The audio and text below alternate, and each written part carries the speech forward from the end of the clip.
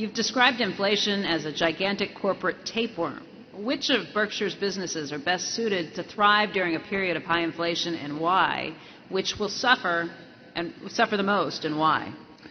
Yeah, well, the best businesses during inflation are usually the best. They're the businesses that you buy once, and then you don't have to keep making capital investments subsequently. So you do not face the problem of continuous reinvestment involving greater and greater dollars because of inflation. That's one reason real estate in general is good during inflation. If you built your own house 55 years ago like Charlie did, or bought one 55 years ago like I did, it's a one-time outlay. Whereas if you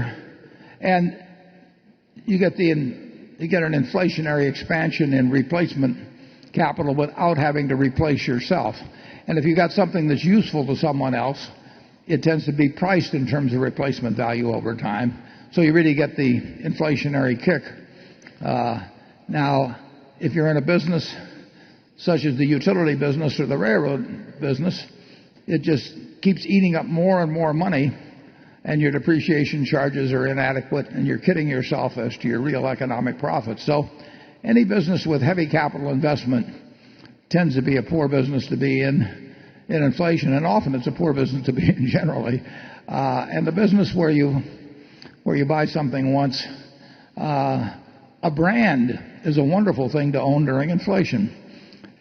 See's Candy built their brand many years ago. Now, we've had to nourish it as we've gone along, but the value of that brand increases during inflation, just as the value of really any strongly branded goods.